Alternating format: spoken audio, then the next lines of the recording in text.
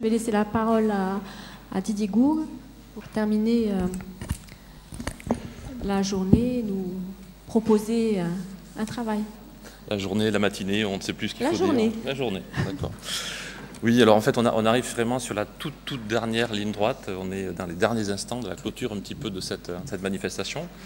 Donc on s'est demandé comment on pouvait capitaliser un petit peu sur cette manifestation et prolonger un petit peu plus loin ce travail de sensibilisation, de prise de conscience qui était l'objectif de cette manifestation.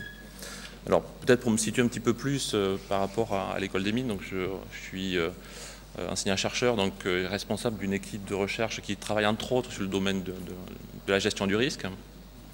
Et donc vous sentez bien qu'entre problématiques de privation de sommeil, problématiques de dette de sommeil et puis risque induit dans des problématiques de prise de décision, de conduite en tout cas de process, on est de manière très très proche en tout cas. Donc c'est un peu dans cette lignée-là que l'on a réfléchi, en fait les trois promoteurs de cette manifestation, pour aller plus loin que ce qui a été fait aujourd'hui, qui est déjà bien, mais qui nécessite certainement d'être prolongé, quoi. Bien sûr, mon parcours un petit peu plutôt orienté industriel, organisation d'entreprise, fait que naturellement, vous avez vu certaines de ces images déjà dans la matinée, on est sensibilisé par toutes ces catastrophes, ces grandes catastrophes médiatisées qui ont pu avoir lieu sur des périodes nocturnes en tout cas. Donc il y a des retours d'expérience qui ont été réalisés par des spécialistes du sujet qui ont décortiqué minute par minute ce qui s'était passé. Et souvent, on s'aperçoit qu'il y a plusieurs facteurs qui interviennent dans ces catastrophes-là. Le facteur nocturne, bien évidemment, donc on en a déjà parlé en maintes fois, à maintes reprises dans cette matinée. Il y a un facteur aussi qui est non négligeable, c'est la dimension humaine. Si on regarde certains chiffres, le Dr Mullins vous les a un petit peu présentés rapidement ce matin, donc d'une étude préventique menée en 2006. On voit qu'il y a quand même 23% de défaillances humaines qui sont à l'origine de catastrophes ou d'enchaînement de catastrophes. Quand on parle de grandes catastrophes, souvent on a une situation qui est dangereuse, qui est on va dire vulnérable, avec un domaine vulnérable. Et puis il y a souvent un phénomène de cascade, un effet domino, on appelle ça aussi, où il y a un événement particulier qui est apparu, et puis les gens, les opérateurs, les acteurs n'ont pas été en mesure de réagir en temps, réagir efficacement. L'idée un petit peu de toutes ces questions qui vous ont peut-être un peu surpris au cours de la matinée ou qui ont généré quelques échanges, c'était un petit peu cela, de vous surprendre en tout cas dans les questions ou dans les événements qui peuvent survenir dans la manifestation et d'être capable de mesurer si on a une capacité à mobiliser son intellectuel, ses capacités de réflexion, d'analyse, de comptage en l'occurrence, pour pouvoir livrer la bonne action quelque part. Donc on est bien dans ce dispositif-là où le sommeil a une influence non négligeable, enfin une privation, une diminution, un état de somnolence induit a des conséquences fortes ou peut avoir des conséquences fortes sur la conduite de process complexes, bien évidemment, mais de process dangereux aussi derrière, en l'occurrence. Alors ce qu'on voit dans le domaine de l'ingénierie des risques ou la gestion du risque, dans les méthodes traditionnelles que l'on connaît, il y a bien sûr eu beaucoup d'évolutions, beaucoup d'études. Bien sûr, cette dimension humaine a été intégrée ces dernières années, notamment sur ces retours d'expérience de grandes catastrophes.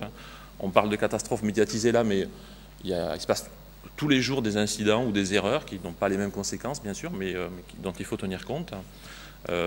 Donc dans ces méthodes-là, on a intégré ces dimensions humaines de plus en plus. On parle de barrières organisationnelles en particulier, de barrières sur l'aménagement du travail. Pour autant, aujourd'hui, il n'y a encore pas de méthode, en tout cas pas d'approche, pas de dimension qui prennent en compte cet élément contextuel de privation, de dette de sommeil, d'état de somnolence ou de vigilance. Et notre idée, quelque part, c'est cette manifestation est une façon de faire prendre conscience de cette dimension-là pour tous les acteurs qui étaient aujourd'hui dans cette salle. Notre objectif, c'est d'aller plus loin, de sensibiliser encore plus de monde, d'aller un petit peu plus à la rencontre des acteurs, donc qu'ils soient médecins du travail, managers, cadres, chefs d'équipe, tout simplement. Et donc, on va proposer un projet commun. Donc c'est un groupe de travail que l'on a constitué là avec les trois promoteurs que vous avez vus, donc le docteur Mullins, le docteur Delanoë que j'ai perdu de vue, et moi-même, pour essayer de développer un outil, une plateforme qui pourrait être utilisée assez simplement. On parle de Serious Game par exemple, permettant de sensibiliser et d'aller au contact des acteurs sur le terrain, dans l'entreprise, pour faire prendre conscience des risques engendrés de ce travail horaire atypique, donc mettre les gens en situation, non plus obligatoirement dans une salle comme aujourd'hui, dans un amphithéâtre 5-13 heures, mais dans le dispositif de l'entreprise, par exemple. C'est aussi un souci important pour nous en tant qu'enseignants au sein de l'école des mines, parce que, comme on le disait, ce sont de futurs cadres, futurs ingénieurs qui vont être en charge peut-être de conduire des process ou de conduire des équipes dans ces situations-là. Donc c'est important aussi d'avoir des dispositifs qui nous permettent de faire passer ce message-là, de le faire passer assez simplement. Donc la notion de Serious Game était intéressante par rapport à cela, quoi. De mettre en exergue les conséquences. Alors, mettre en exergue les conséquences, c'est toujours plus facile de manière ludique, au travers d'un jeu peut-être, avec une simulation plutôt que dans le réel, en l'occurrence. Donc c'est aussi cet objectif-là.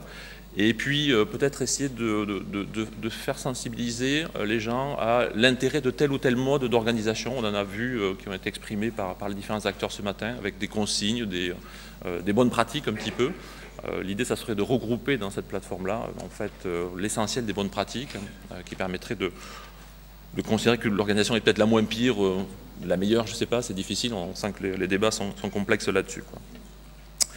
Bien sûr, améliorer la réduction des risques.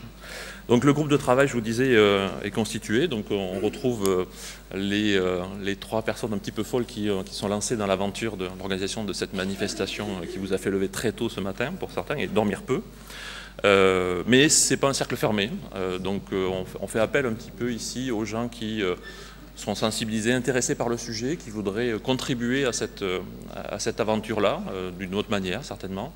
Donc on fait appel aux bonnes volontés pour nous rejoindre. La démarche est assez simple, c'est prendre contact soit avec le docteur Mulins, soit le docteur Delanoë, soit moi-même. Je pense que vous retrouverez nos coordonnées sur le site web de la conférence et sur les différents échanges qui ont pu avoir lieu jusqu'à présent. Voilà.